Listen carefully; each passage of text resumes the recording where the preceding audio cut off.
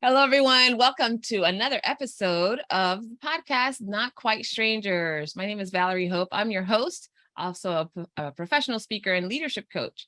This particular podcast is so cool because I bring two people together that have not met or barely know each other to have a meaningful conversation.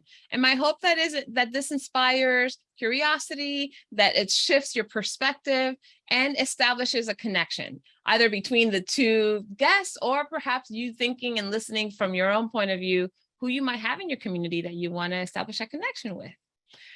Today's episode is quite interesting because this is one of the first times, and as many times as I threatened my guests to bring them back for another episode because I thought the conversation was so rich, or we just ran out of time to talk through all the things we wanted to talk through. I actually did what I said I was going to do, and I brought back two guests from a previous episode. So I have here Jae and Shelly. Jae and Shelly, welcome to the show. I just want to, first of all, give people a heads up for those that didn't watch the first episode that you guys did. Jae, you and I met in the summer of 2022 when I was in Alabama. I went to Montgomery to visit the Equal Justice Initiative Museum. And you and I ended up talking in the gift shop, because I was just wandering around trying to figure out what to buy, and you helped me. And then we got into like really fascinating conversation. and I'll share this other part later. But then Shelly, you and I met because I ran into a group of you and your peers who were touring the museum or the memorial at the time. And we just happened to run into each other. I asked one of your peers a question, and all of a sudden we got into this huge conversation, which, by the way, I was there with my brothers and my sister-in-law, and they were like, of course, Valerie gets into a conversation with like a random group of strangers. And they had a bet that whoever I ended up talking to would end up on the podcast. So welcome to my life. So welcome back to the show. Thank you. It's nice to be with you again. Yay. Why did you guys say yes the first time, and what brought you back a second time?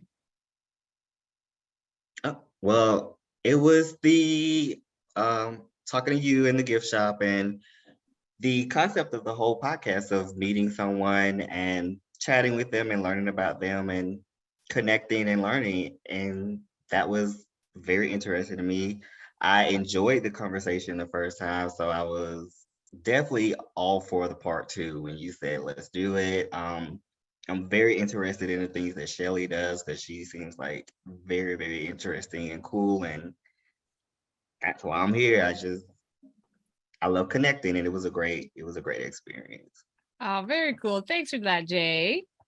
Shelly is cool. Yeah. So Shelly, what about you?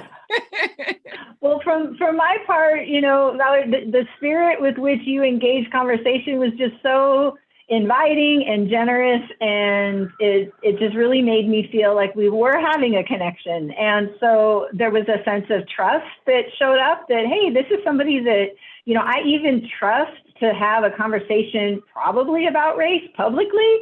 And that's a little bit on the unusual side. And then Jae, man, your smile is infectious. So you are somebody that draws people toward you, and I think that's a wonderful thing. So I'm very happy to keep talking with Jae. I think you're very interesting, and I still would love to hear so many more stories about everything that goes on in your world. Yay. Well, I was fascinated by what both of you shared. And I thought we'd start off. I don't even remember where we left off in the last conversation, but I do have more questions that I feel like, well, I can go on and ask all kinds of stuff. But I'm curious about, and you just kind of said this, Shelly, this idea of being comfortable to talk about race, that it often is a conversation that few people want. I shouldn't say few people. I don't know. I've not done any research on this, but that sometimes is difficult to get into.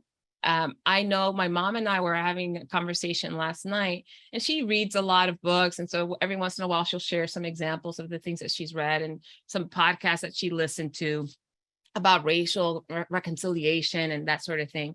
And one of the things that came up in our conversation, and I want to hear what the two of you have to say about this. One of the things that came up in my conversation with my mom was this idea of how do you reconcile when, if there's a group of people, whether that's based on race or ethnicity or religion or whatever, there's a group of people who have not received the level, their status, the acknowledgement, their land, language, humanity has been respected, right? Or this has been disrespected for long periods of time. One is how do the groups that have participated in the disrespect, right, or the lack of acknowledgement, how do you balance bringing, I don't know if parity is what you look for, like the equity piece, or do you look for the conversation to reconcile? Do you reconcile emotion? Do you reconcile systems? Like, where do you even start? She and I just went back and forth saying, you know, maybe my point of view is that I think you start with the heart. That's just where I go first. Like, I feel in order for reconciliation to happen, you have to like care about, consider, be empathetic and compassionate to another group or another person. And without that, I don't think the system, me personally, don't think the systems will be strong enough to sustain, right? Could be temporary. So I'm curious about what your take is on that for either of you. Where do you start? Where do you start reconciliation?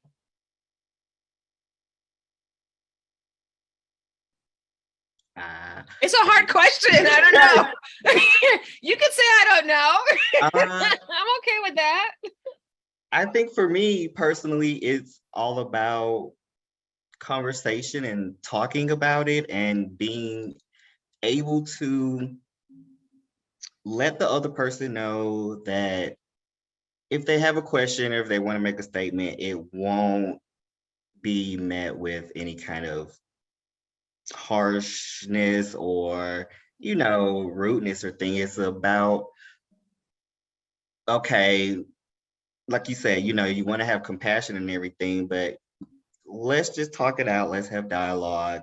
And then we can kind of go into the levels of equity and what does that mean for one another and all that other stuff. But for me, it's always starting with talking it out and just seeing where that flows with the conversation. Okay, talking through. Got it. Jae, I like your answer because you're just taking it from the person to person, you know, kind of like that deep personal connection. When I hear that question, I hear it kind of in a larger frame though too, which is like how do groups reconcile, not just like individuals who might meet on the street. And I've kind of come to this place of a, you know, multiple choice, and I am picking all of the above these days. And I say that just because I think I run into people who are really situated in like 4 different orientations, let's say. Like one of them is like, how do I reconcile me? And so what I heard on the front end of your question, Valerie, is what happens when there are some people who maybe even haven't acknowledged that there has been harm done, right? So I, coming from, at least from a racial perspective, I'm coming from the group that's done a hell of a lot of harm. And if I can't acknowledge that, how can I expect somebody else to be able to sit and hear what I have to say if I am really naming that I refuse to hear what another person has gone through?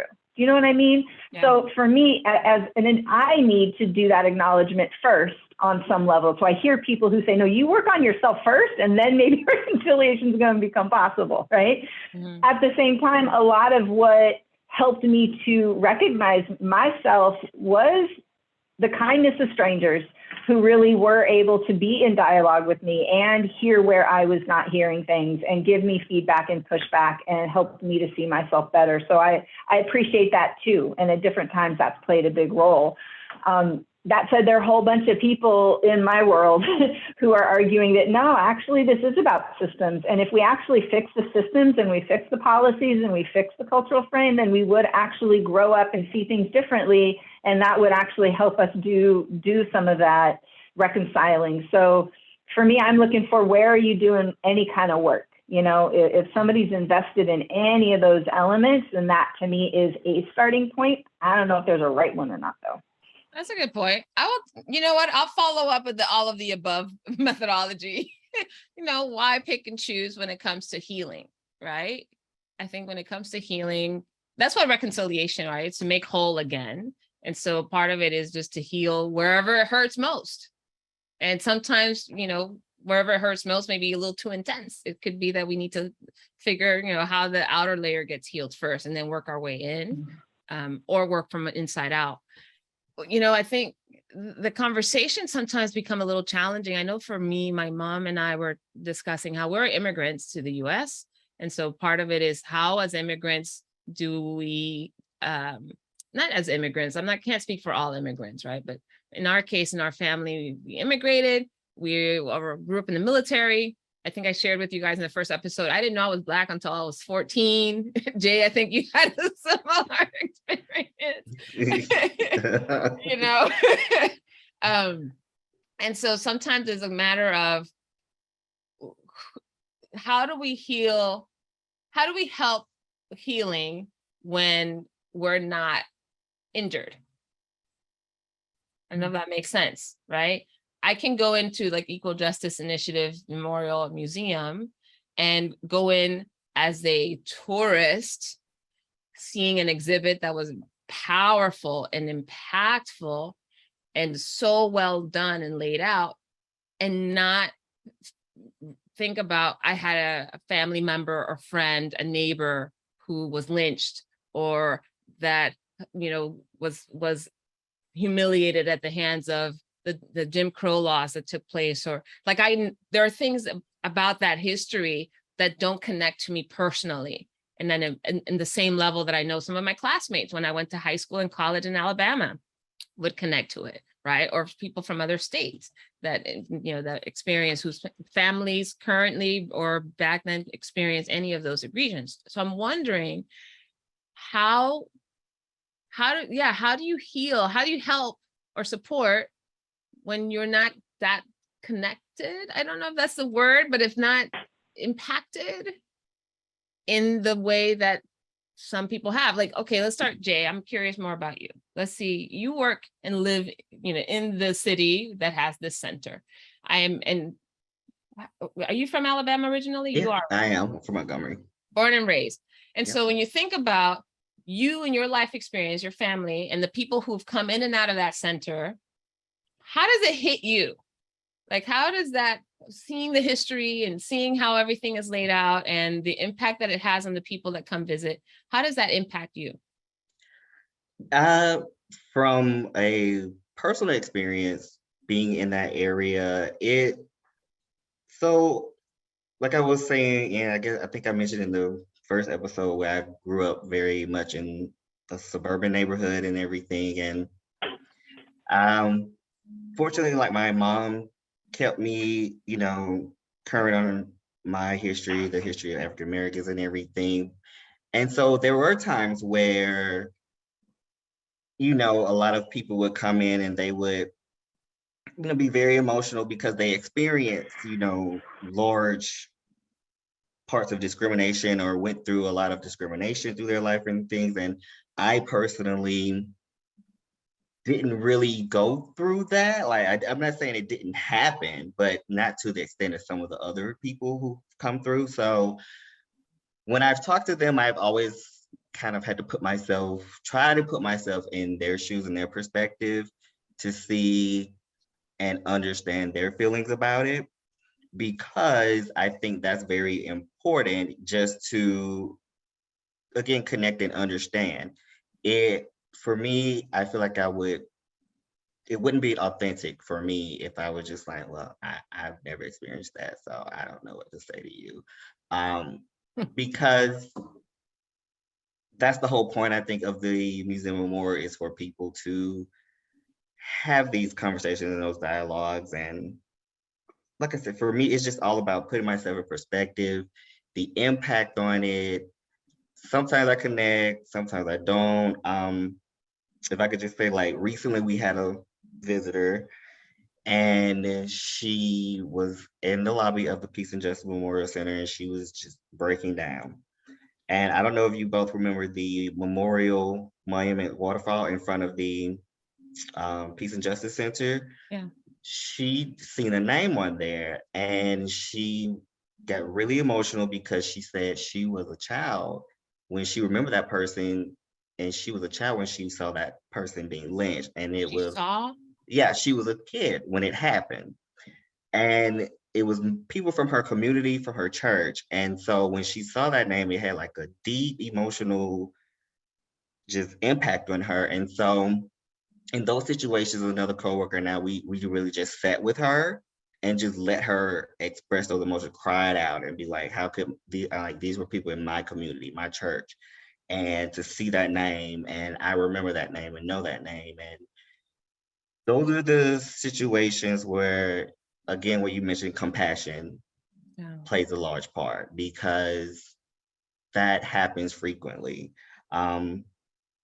Even when it comes to people of color who come out very angry, you understand their anger, but you have to say to them, it's understandable, but we don't want to let that anger keep us from having discourse, dialogue, and trying to, as you say, like reconcile and heal, because to me, I don't think that really would get very far, if that makes sense. So Yeah. it's just a different, like I said, people coming through, it's just different aspects and different things of you see it, and ways to ways to handle it, and for me, I just like I said, I just try to put myself in that person's perspective and have compassion for them. It's funny that reminds me of. It goes for anything. I don't know what it is about this particular subject when it comes to, and especially in the States, when it comes to race, for example. But any other time, if somebody experiences a death in the family, for example, right? And maybe you haven't experienced that death at that time in your family. So you don't feel the same thing. You're not in the same space. You don't have the connection with the same individual that they had, right? But the idea of having compassion for the person that's grieving, or for that person who's experienced a loss, there's no like, of course, it makes sense. And so, but I think there's something about this particular topic where the word compassion, sometimes the gap can feel, at least in my experience, the gap can feel a little bit bigger, right? Because it now has there's so much meaning added to it. What you say and what you don't say. If you say it the right way, I don't know if anybody would ever, lash out on social media if I didn't say, sorry for your loss in the right way, in the right tone, if somebody, you know what I mean? And so I think there's something about talking about race, that makes it so much more complicated. Even now I'm finding like, how do I ask this question in a way that makes sense? There's so many conflicting thoughts and emotions that get kind of tied up in it. What do you think, Shelly? What do you think about any of the stuff that we've said so far about it? Yeah, there's a couple of things that are like coming to me about it.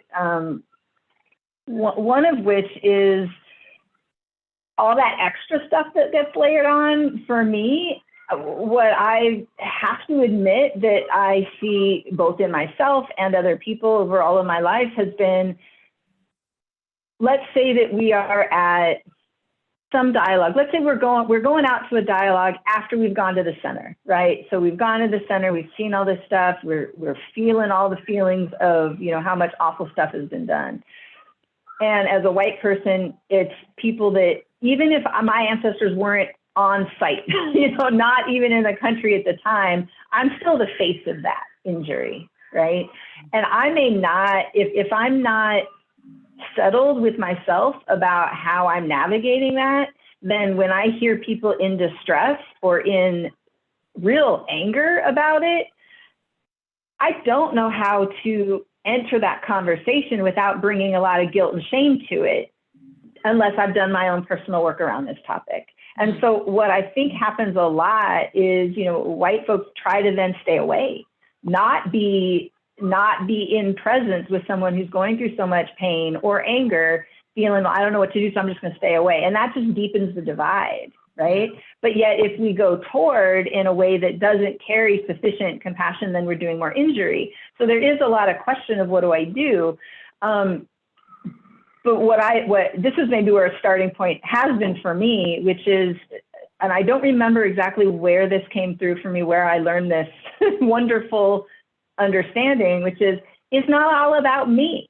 If I could depersonalize it and I could recognize that I may be the face of this thing that is generations deep. And so however I walk is going to be heavier. If I step on people's toes, it's going to be harder than it otherwise would be. But the pain and the angst isn't all about me. It allows me to hear and receive and be present to the pain and the anger, the anguish, without taking it all in and stopping it. It's more like it can be a breeze that blows through me that allows me to just bear witness to it. And I don't think there are enough white people who have borne witness to the pain and the anger and the deep trauma.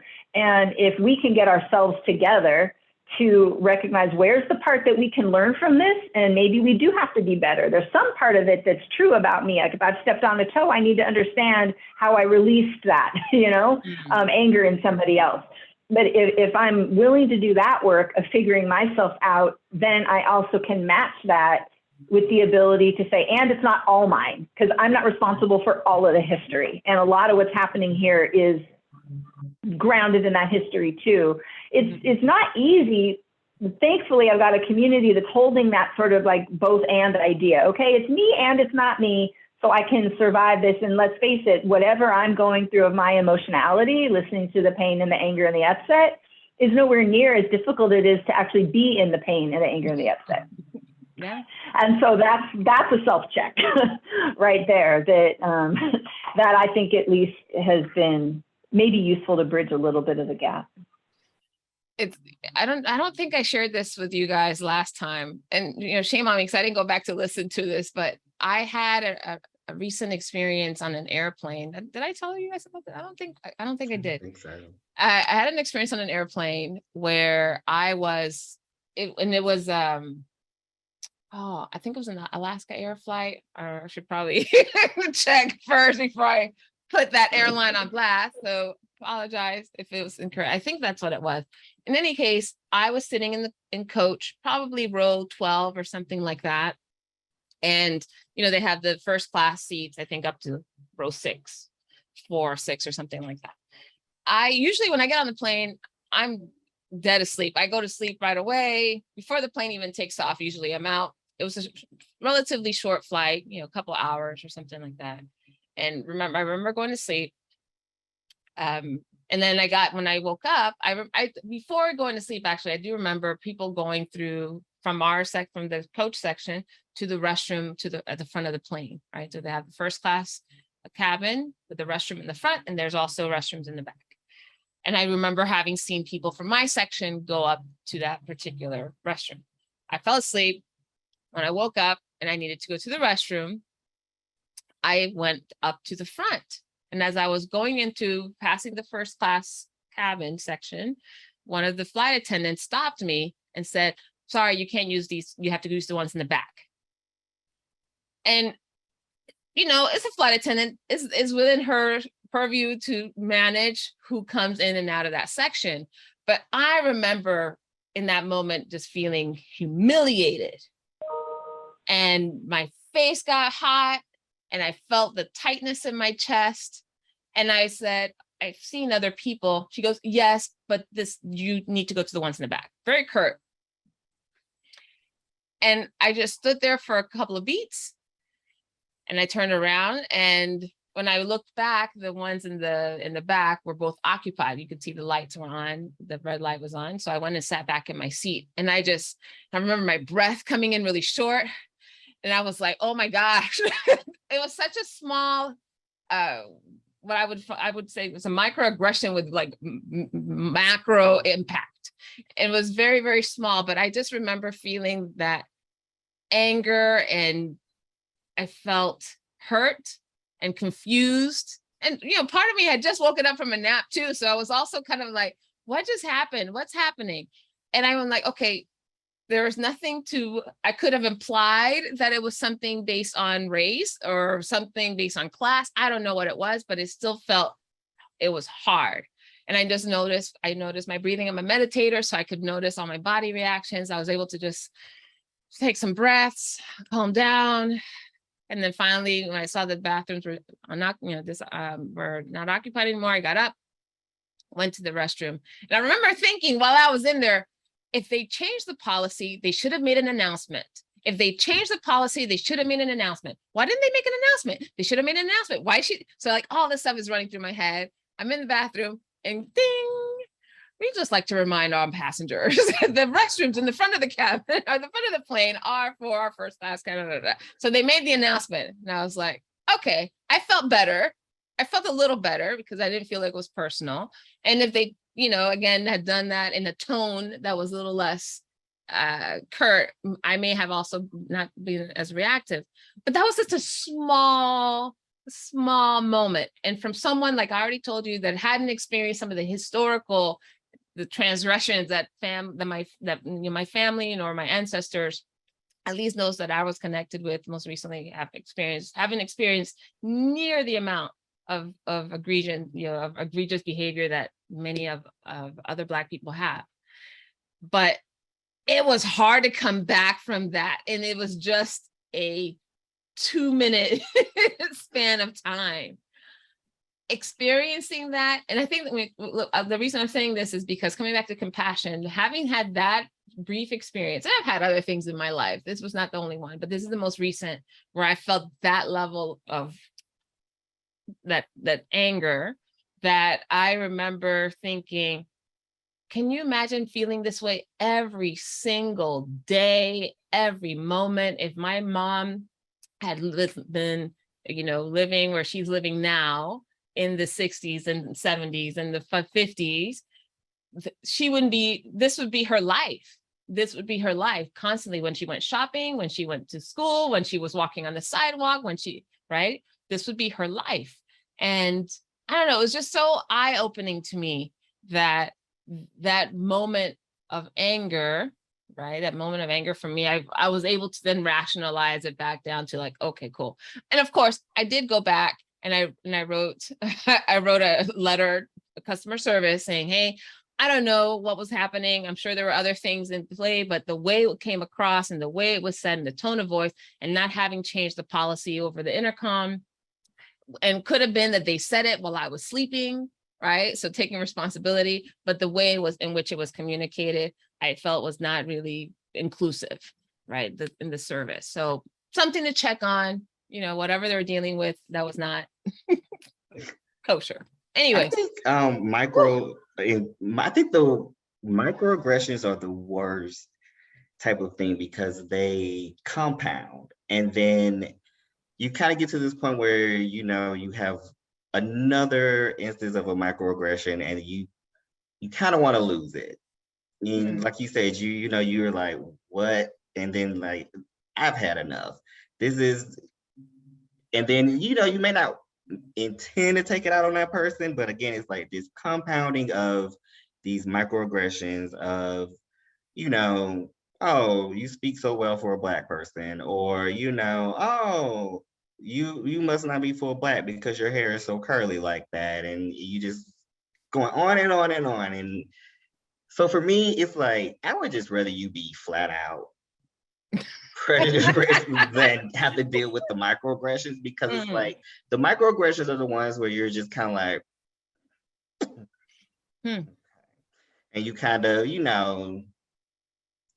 like you said, take a deep breath and take a moment and step back, but they compound. And I think a lot of people should be aware of the power of like the microaggression and know what microaggression is. And so they can recognize if they are being microaggressive, because it's, again, something that's very subtle. It's saying to them, you may not be thinking it's offensive, be like, oh, you speak so well for a Black person, but it's offensive, to be told like, okay, how am I supposed to speak, or how am I supposed to sound? And I think that's something more people should be aware of, is the definition and knowing what it is and when they're doing it and how not to. Microaggressions are like paper cuts. Yes. They sting. They can be painful, especially if you keep rubbing up against it, but they're not going to bleed. Yeah. They're not going to create any infection necessarily after some time. Yeah. That's the thing, though, is the other analogy that goes along with that, from what I heard, is death by 1,000 paper cuts. So it does. What you said about, wanting to lash out, or, the fact that this one statement caused you to write a letter, as nice as you were about it, you even were taking responsibility in some ways for this thing that really pained you, you know what I mean? And so that's a lot of emotional labor to have to put in to, having somebody treat you in a way that feels respectful, And I just say that because I agree with you, Jae, we all need to know what, and it's not just racial microaggressions, it's all the different types for all the different identity processes. But, I do try as best as I can to become aware of the places where I'm doing microaggressions. I know what they are. I know a bunch of them, and I know how to avoid them. And the thing is, what I've also figured out is how much my mind wants my intent still to count. And so, and here's what I mean. So where do you come from, right? Where you come from. If I'm in my own community, my white community, nobody trips out over that where do you come from? But depending on who I'm asking that question to, it has a whole other different kind of impact. But here's the trip part. So even though I know that that's true, so I'm going to be more cautious about that question, I will turn in my mind all kinds of different ways to ask a different kind of question that still hits what I really want to know, because I really do want to talk to you about where you come from, because ultimately I'm still seeing you as someone who maybe comes from someplace else. And there's still a racism in that, even if my good intentions are trying to make it the nice version of it, right? And so I remember doing this one thing with a partner where we were actually analyzing of all the different statuses of racial identity. There's all these ways we can do that same thing super offensive, or we can do it in our super nice way, but it still has an underlying offense to it.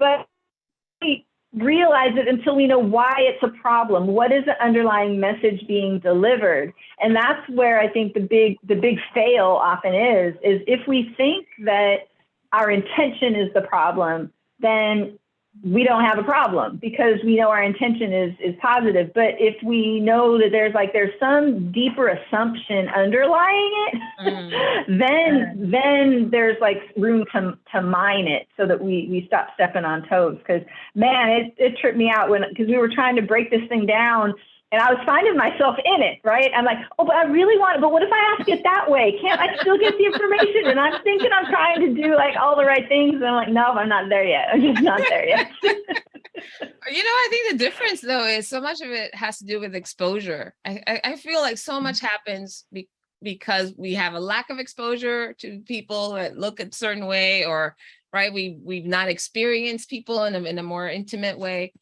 I grew up in a community in Panama City. This is where I was born, where Panama City, Panama, not Panama City, Florida, Panama City, Panama, where people look different. They're from all different ethnicities and backgrounds, brown to dark brown to caramel to light, right? All of it, all the shades in between.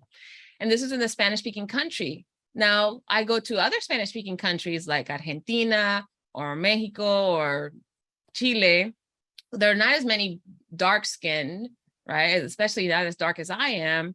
And people do ask, where are you from? Well, how do you speak Spanish? And I speak Spanish like a native speaker. So people are even more surprised. They're like, how do you know Spanish? And I'm like, if you got out more, you would know that there are Black people all over the world, and we speak all kinds of languages, not just English, not just Spanish, and not just, these Black people who speak German and Swahili and, all in Arabic. Anyways, but I think part of it is exposure. And having gone to the University of Alabama, I spent a lot of time with the international students that came from other countries to study. in the States and met people from all over the world. And that was a big part of where I think the experience of being asked where you're from, but doing so from a place of honor and curiosity versus a place, kind of what you're saying, right? The intent is the intent of understanding why you're other. Like, how come you're different than everybody else here? Where are you from? With suspicion, perhaps, or with some sort of ill intent, versus there's an appreciation and acknowledgement and a love. Now, you know, I know a lot of friends that are Asian, people of Asian descent, were born and raised here in the States, who, when asked the question like that, I'm American, what are you talking about? Like, what do you mean where I'm from? Like, my great grandfather was from Korea. Is that what you want to know? Like, so there's stuff like that. I think some of it just comes from ignorance that we often don't acknowledge. But again, that so much has to do with exposure. And I always feel I'm convicted that so many of us would learn, if you could go someplace and be the only person that looked like us in that place for you know, be there for a minute, be there for like a week, go someplace where no one looks like us for a week and see what it's like to be asked that on a regular basis. I think people would, either the question would change or the intent behind asking that question would change. Like, so I think the experience and the exposure would make a huge difference. What do y'all think about that? Jay, I see you nodding. It reminds, well, if I could tell you, because I know earlier you started about, then the last time we were talking about sort of stories that moved us on our way, right? Like stories that prompted us on our journey. And I don't think I shared this one with you before, but what you just said really brought me back to one of my first opening moments. And it was I grew up in Orange County, California, which now I understand is a pretty conservative area, but didn't know that at the time. Completely politically unaware. But it was also a place where a lot of immigrants were moving through during my high school time period. But as many white kids do, I was able to move through classes without having my social structure really impacted, right? I had mostly white friends. Most of the white kids were the middle class kids who went out for sports. And so that framed my experience. So I was a track and field athlete. And I was a sprinter, and I was decent. And so in my suburban neighborhood, that meant I was the one who was moving on from our local area to the regional area, and then on to the larger arena, which meant that by the time we got to the step before the state meet in California for the 400 meters, it meant that I was becoming slowly but surely the white girl that was going to be in that race. And I was a sophomore in high school, and it was the meet before the state meet. And there were 4 heats of young ladies. And I was the white girl in out of the 36. And in my one heat, there were 9, and I was one of the 9, and I was kind of the closest one in on the track as we were walking from the far end all the way up to the start line. So we had 100 meters to walk, and the stands are full and large and very mixed crowd, but track and field draws a particular crowd in Southern California. So there's at least half Black folks, which is far more than the representation of the population at the time. So I'm walking down, and all of a sudden, there's all these people pointing at me and laughing, and I can hear them, what's she doing down there? Look at the white girl. And I'm just hearing the whole thing, like all the way down the track. And the thing is, I'm saying it kind of in a jovial way. I was already like nervous. I was already feeling myself as other, even in the setting where we were stretching out and getting ready. I'm feeling myself as other in that moment. But I can look back at it and completely understand, like, this was a good thing I was able to do, right? It's not like anybody was saying, horrible, get her out of there. Nobody was coming at me. I wasn't in any danger. But boy, the entire experience was with me feeling othered, and feeling the only one, get that feeling like, oh, maybe they're talking about me. Somebody's off over here having a conversation. Maybe it's about me. Like all of a sudden, and it didn't take a week, Valerie. It didn't take a week. It took a hot second, a very, very quick amount of time before all of a sudden I'm having all the reactions that I think a lot of folks do when they're in the minority. And I didn't know any of this at the time, but as I started like piece things together, I'm like, oh yeah, like that's real. Like that's real. And an entire lifetime of experiencing the questioning, the wondering, sometimes the pointing and the jeering that's not positive. Like I just took that and ran with it in terms of there's a whole way of living in this existence that is not the way I'm living in this existence. And that was a complete open doorway. And without that moment, I don't think I would have been as open or as responsive to people who then took the risk to start telling me about their life. And that is all of what helped, you know, continue me on the journey I've been on for all these years. So to me, I haven't thought about that in a long time. It didn't take a week. I got that.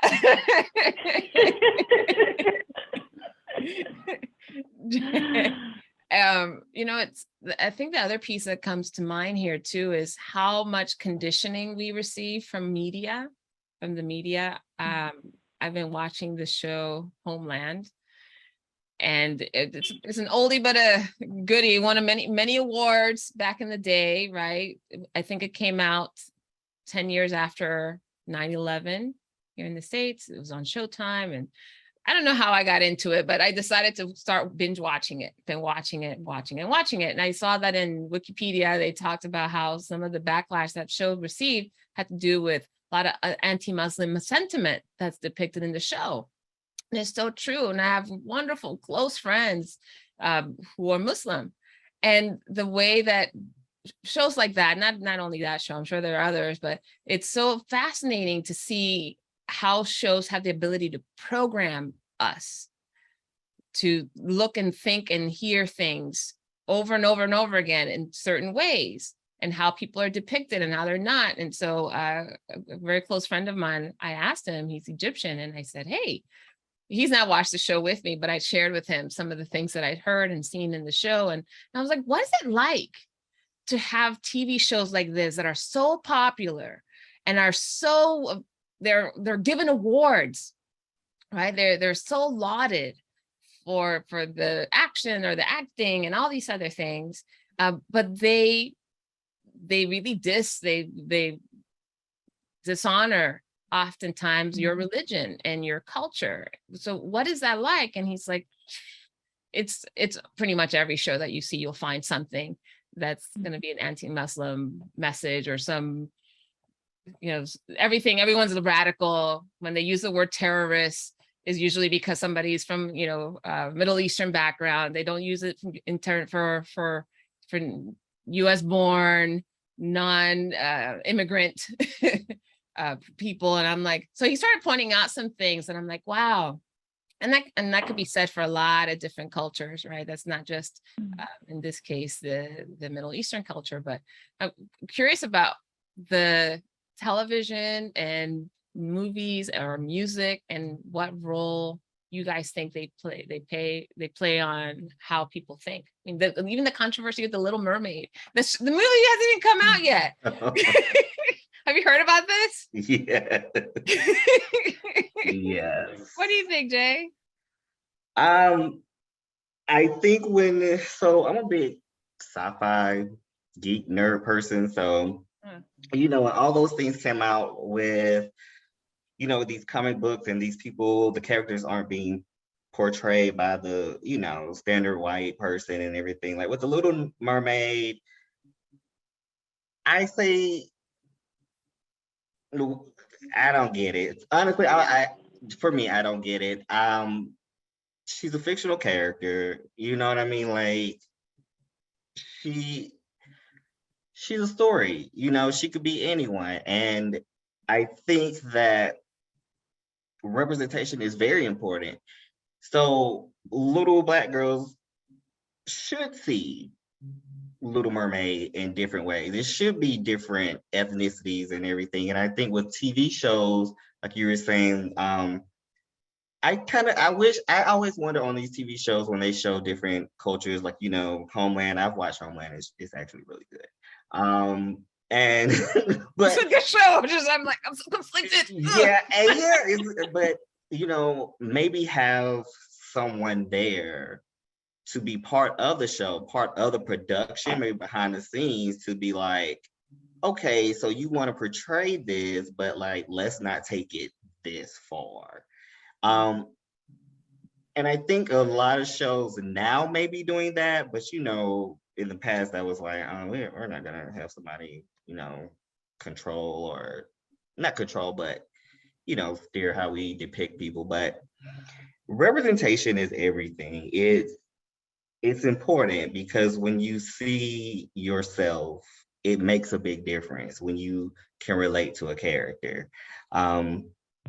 At least for me, and I feel like for a lot of people, it's something that we need to see. And when you see shows that only depict like Black people, other people of color as thugs and things like that, it's like, that's not how it really is in our world. So boo you, you know, like I will say a show that I really do like is, I don't know if y'all see it, it started as the movie Dear White People, but that's a good movie, and then the TV show is really good. And I always tell people, I say you should check out Dear White People, because it's kind of nuanced. It's really good, and it kind of gives you, to me, a little, I would say, a little peek behind the curtain of, you know, again, that talks about microaggressions and how it is to be biracial and Black people in a predominantly white area, and you know, white Ivy League college and things like that, and how those movements go. So media plays a large part in how we depict ourselves and others, and I think that it needs to be more representation, and people should embrace that instead of being like, oh no, she can't be Black, not Little Mermaid, but she's a cartoon. Like, get over it. It's okay.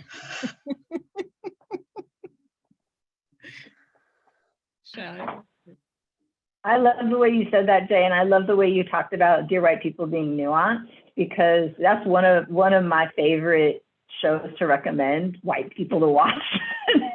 And what I love about it is because, I mean, one of the things I study is racial identity development, right? So what I'm steeped in is white people development, which is, you know, there's different ways we go through stuff, but we're not the only ones who have identity development. Other groups do too. And I love that show because it completely undermines this idea that all Black folks are the same. Yep. Right. And because there's so many different characters going through different things and changing their positions, and it's the complexity and the nuance of real people. It's just, people are real people. There might be certain things people go through that can be wrapped into tendencies, but fine. But so on the other side, that's true too. So to me, I love how it breaks down that idea that like, hey, white people are individuals and Black folks are all the same. It just like stops that thing that a lot of white folks do. So I think that's really important. And in that way, I guess that leads to what I think, I don't know, I'm going to play this out, see how this works. But I feel like it's kind of like teeter-totter, like we're starting at different directions. Let's see if I can get my it's like we're in different positions. It's like for white folks, we're so used to seeing representation of ourselves. It's like the expected, it's the norm, it's all the privilege and expectation. So it's like, wait, you're telling me that this beloved character, like I have to see her different. I have to see her as somebody other than myself, and still like, maybe I'm going to find a relationship with her. Like that's like in the way back of like white people's minds when they're having this like attack about it, you know? And yet here's folks of color who are like, that's really needing representation, and having existed within the U.S. society that's inviting folks or forcing people to relate across, you know, visual, like all the time. And so it's like, we got to meet in the middle here, people. You know, we've got to have a place where it doesn't matter what the actual physical form is of the person, unless we're talking about cultural stuff, right? And there are some shows that are going to display and uplift the cultural issues, and I think we need that representation. And then there are some things where, you know, we just need a variety of people, you know, to show up, and that might break that kind of like white flavored thing that is so real. I don't know if I've heard of white flavor. But you know what, Valerie, if I could say one more thing, because the socialization that I've been most paying attention to with a little bit of heartbreak recently is, deep socialization about how I have been taught to see the police and in the media. Because, well, number one, let me just acknowledge my father was a police officer. He's retired now, but all the layers of my life taught me to see law enforcement officers as the good guys, right? They're the ones who are going to come and save you. They're the ones who are going to be good. They're not the ones to be questioned. And then TV, all these movies and TV shows taught me that even the rogue cops are doing their illicit behavior for good reason. Like that's what all the movies shot me. Or told me. So even when there's a police officer who's totally doing illegal things, yeah, but they're doing it for all this good reason stuff. And man, have I had to break that one down. Wow. You know? How did you break that down? Been a long time, but really it was, taking seriously the abolition movement, the defund the police movement, and trying to have an orientation toward activism where I don't immediately get defensive and reactive.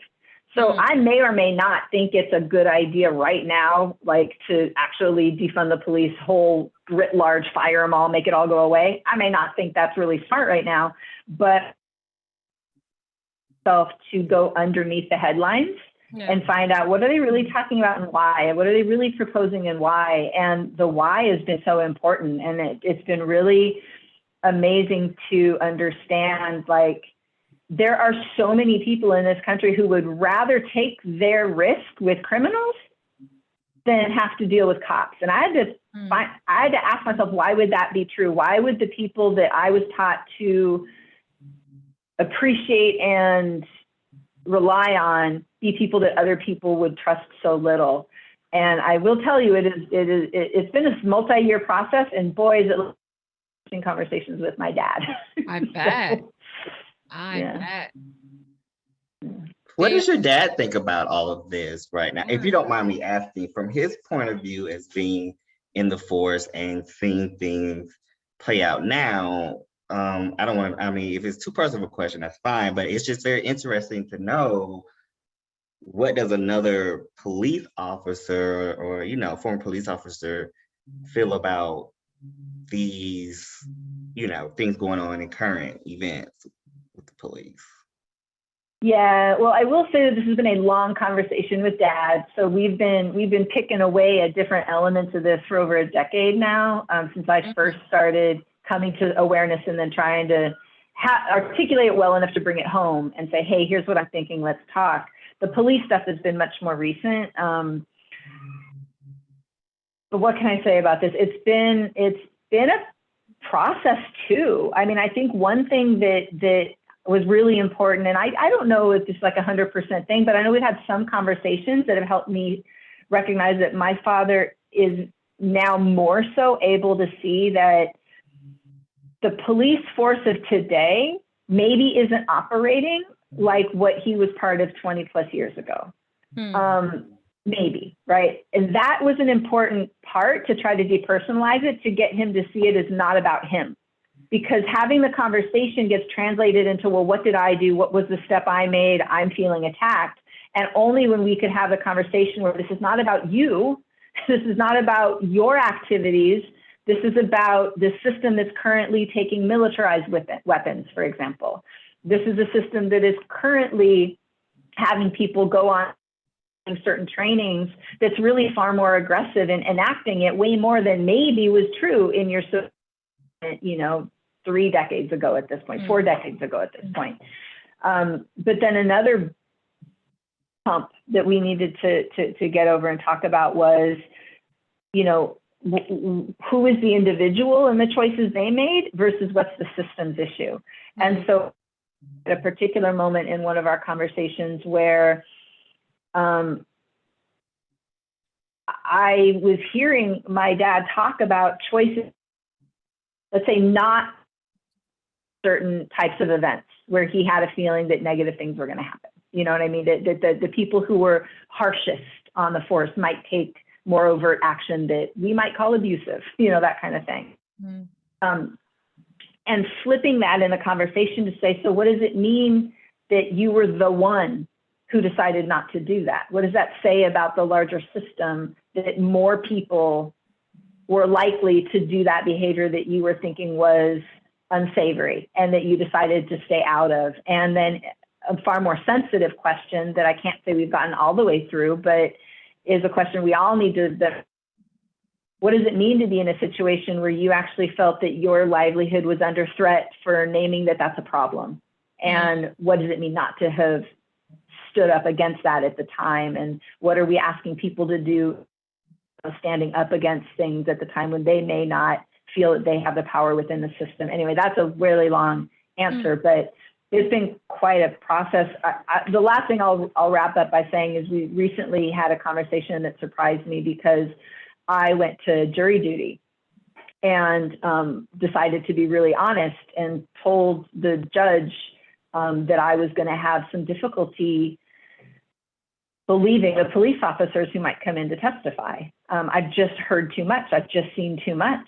I'm no longer in that socialized position. And home, and I'd always heard from my dad when I was a kid a joke about, oh yeah, you can easily get off jury duty, just say your dad was a cop and everybody's guilty. And I said, I kind of went the opposite direction, Dad, the exact opposite direction. And he said, yeah, I would have had to say that too at this point. Wow. Oh, wow. And that was interesting. Yeah. I think that's very interesting because and I can see his point of view. I completely understand, like, right now it could be totally different system and methods than back then where he was. And I agree with you that it should be not just an individualized aspect of it, it's the entire system of law enforcement. Why are cops being trained, like you said, these aggressive methods? And are there ways that they could teach them, like, okay, just because you know these methods doesn't mean you have to use them. There are, or at least I would think there should be, or probably is, or could be other ways to de-escalate. You don't have to go straight to, like, oh, I was trying to be like, if this happens, full force, and so, I mean, that's very cool to know and hear, especially someone who's like been in the police and their thoughts now. So I thank you for sharing that. Because I agree with you. I agree. I think it's more of a system thing. And I do think a lot of people at times don't really look fully at, because I could say I wouldn't know what to do if I was in a situation where I felt my life was at threat as a police officer, right? And, I would feel like those moments are like really fast paced. So do you have enough time to be like, okay, let me think about the other, instead of going straight to 10, the most aggressive way. But I think like more people should kind of give that little consideration while trying to find ways to fix the system where people, like, they aren't taught to just go like straight to like hardcore, shoot, ask questions later, or, things like that, if I'm making sense, Well, I think that, it comes down to also, as human beings, we've all been equipped with a really fascinating system that lets us know when we're in danger and when we're not, right? And when we're in danger, these very automatic systems kick in, and they, that's why they're fight, flight, freeze, right? So we know what we need to do in those moments when they don't require thought, they don't require analytics, or you don't have to deliberate whether, oh, should I run here? Well, if I do run, like, by the time you get through the thought process, something dangerous could have happened. But I think and I don't know what it's like when it comes to law enforcement and the kind of training they receive, but it seems to me that so many of us could benefit from really understanding how our brains are wired, and when we're under threat and when we're really under threat and when we're not. And if we had access to the prefrontal cortex, right? I'm not a neuroscientist, but I know the basics, that if we had the ability to think clearly about this decision will reap these consequences, or if I do this, I could do this and do it with the minimal impact, right? That requires a lot of thought. But if that's not the part of our body that's taken over, right? Especially when you think about training, and even that experience I had on an airplane, that I meditate every day. I spent 30 minutes in silence. So I was able to see all these reactions that I was having, and it enabled me that, and also my personality is not one to lash out anyways. I'm not one to get angry and get loud or physical or any of that. Anyways, it's my personality, I've been conditioned that way. But being able to just go, okay, I know I need to breathe. I need to think, what am I going to say? Right, to get to then, okay, I need to write a letter or make a comment or whatever. It does require something. And I think it's tied to, there's this place called the Neuro Leadership Institute, and the gentleman that runs it, David Rock, he has put together this tool. I use it often in my coaching, called the SCARF model. And the SCARF model is basically identifying that our brains have two modes. One is to avoid threat, and the other one is to seek reward, right? And it's very easy. It's a hair trigger in feeling threatened, and then he points out in the SCARF model these 5 different domains or places where one might look to see where they're feeling threatened. And S stands for status, C is certainty, A autonomy, R relatedness, and F is fairness. And whenever we talk about things like this around race, and it happened when I was talking with my mom, something like The Little Mermaid, I'm like, that's status and certainty all day long.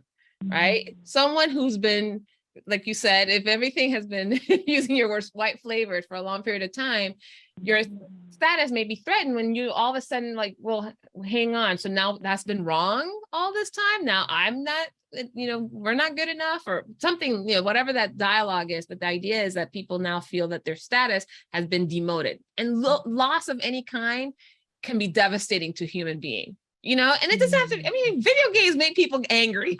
Getting cut off in traffic made people angry, so loss of any sort of position, can trigger threat. And then the other piece is certainty. If you know that you can count on this being the same, and you know what to expect, and something's been changed without your acknowledgement, without your input, without your approval, it could also, bring up a threat response.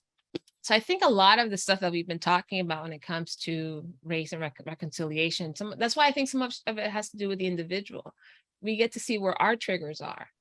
And, when we think about asking someone where they're from, that's like a reward seeking behavior for relatedness. I want to get to know this person. I want to understand where they come from. I want to understand how they think and who they are.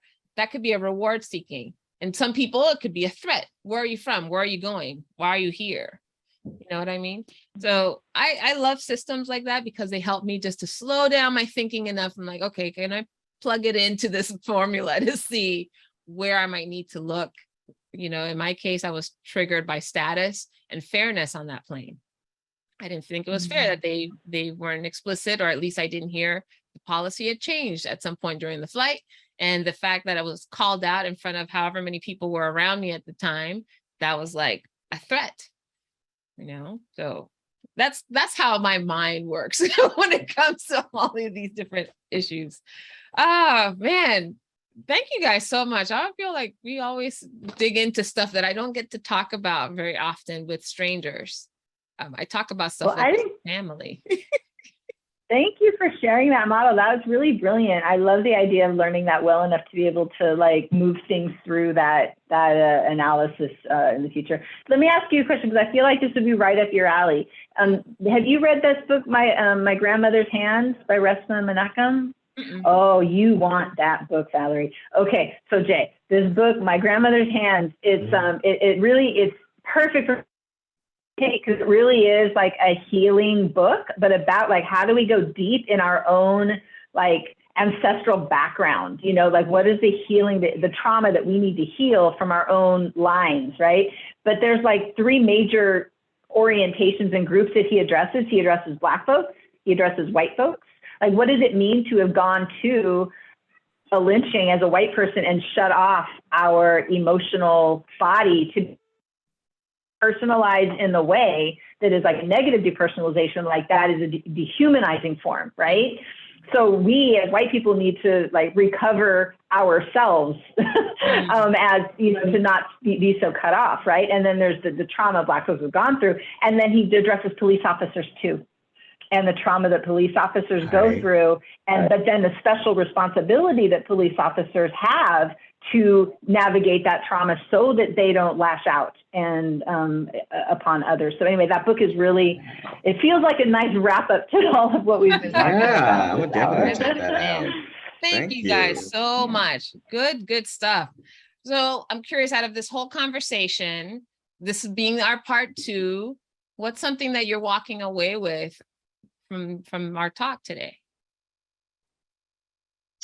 I'm walking away from the fact that Shelly, I think, should go around the country and talk to more people about, you know, realizing their privilege and how to understand it and live it. And, you know, I think if more people could have that base understanding, it would create a lot more. Again, as I say, my big word is dialogue. I'm a talker. I like to talk things through and, you know, just see where you're thinking. And like I said, just flow it out. And I think, Shelly, you really need to get out there and get more people like you. Where's your podcast, Shelly? Well, so here's thank you, Jay. The honest truth is I did not show up to this conversation in order to do promotion, but you know, I could, because I actually do have a couple of books where I've written out some of this stuff. If you want me to show it to you, I will. Sure, just tell me what they are and I'll put them in the show notes. Oh, cool. I'm actually proud of this one because it just came out a couple of months ago, but it's a 3rd edition called Witnessing Whiteness. Okay. Yeah. So the first one came out like over a decade ago, and then after the killing of George Floyd, and everybody ran to buy all the books, you know, after all of the like fancy ones got off the shelves, then some people came back to mine. And when I realized, oh man, this is out of date and needed a refresh. So I'm excited about that. But you know, people can go to my website. I got all kinds of stuff. In fact, I've even done a couple of blog posts about conversations with my dad. So written a little bit about there. But Jay, all of that just to say, I'm trying to, and with love, Valerie, because I really appreciate the way you're doing your work. Like there's room for all sorts of different people to show up in all sorts of different ways. And the way I like to show up is with like, come over here, let's talk. You know, I know you're trying to be a good person in the world, and there's this stuff that we're socialized into and it's not going well for any of us. So let's just like try to work together to fix it. So that is the way I approach things in the work that I do. But to answer your question about it all is what I'm walking away with. Jay, I just think you're a breath of fresh air. Valerie, I love talking to you. It's just been a lovely, it's lovely to be able to talk to both of you and hear, you know, how you react to the things I'm saying too. You know, the fact of the matter is I've been doing this work for a long time with white folks. So I'm talking to way more white folks than usual. You need to add some chocolate flavor to your work. Please do send, and I'll follow up with an email, but send me whatever links you want me to put in the show notes, Shelly, so that we can make sure that we promote your book and let people know how to find you.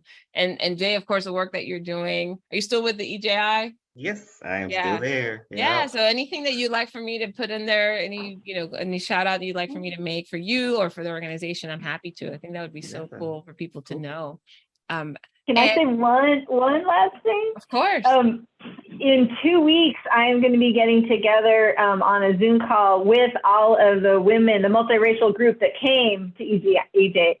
We're going to do a get back together. So I will be sure to share that after, because all those same women, Valerie, that you met, there's 11 of us.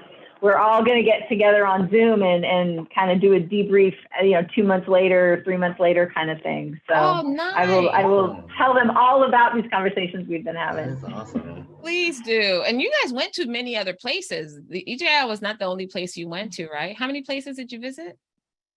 Well, for me, I was only part of 4 days worth, but we were in Montgomery, Birmingham, and Selma.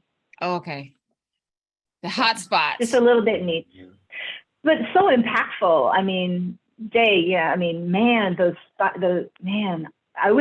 we could do part 3 because I'd be asking, like, how has Montgomery shifted in the years since this opened up? Like, what have you seen? How are people acting different or not? Anyway, it's a whole thing. Anyway, that's when you start your podcast, Valerie. Shelly. You start your podcast and you can talk about all this stuff too. But I'm walking away with, first of all, I think the conversation around the socialization, it's important to acknowledge how we're socialized to think about other people, socialize how to see ourselves, how we compare or contrast with other people. I think that's an important piece to continue to question and the exposure. I said this earlier, I think exposure not only in being different in other places, but being in other places that enable us to have conversations that we wouldn't have otherwise, right?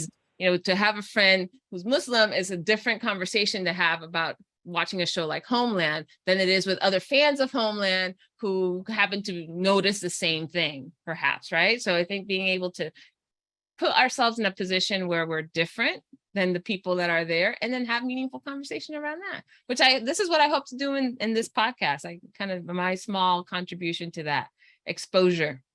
But thank you so much again for the part 2 and for sharing your thoughts. Any last thing is anything you'd like for the audience to take away or to try or do as a result of our conversation? What's something you'd like for this audience that's been listening to us to take away?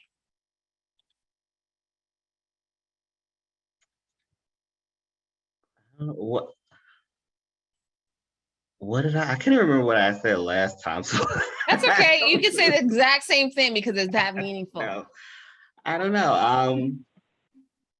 I guess always at least try to put yourself in someone's perspective when you're having a conversation, no matter what, if it's about race or differences or anything. At least try to put yourself in that person's perspective. And most importantly, just don't hear them, listen to them and take what you can from it. Yeah. And I think to add on to that, if we can't put ourselves in another perspective, be curious about their perspective. Yeah. Right. Sometimes it's hard for us to put ourselves there. We haven't seen it. We don't know. We have some blocks, but be curious about it. Yeah. Don't just hear, but listen. Love that. Yeah. Shelly, what about you?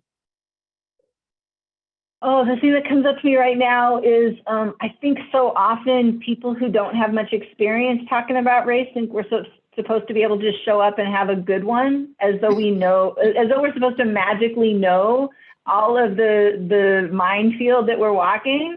And just to say that more practice makes us better. And there's so many things in the world where we know we have to practice to be good at something, but white folks don't realize we have to practice to be good at race issues. So we need to do more practice. And it gets better, and it gets easier, and it gets more fun. I like that. More practice gets better, yes, and a lot more fun too.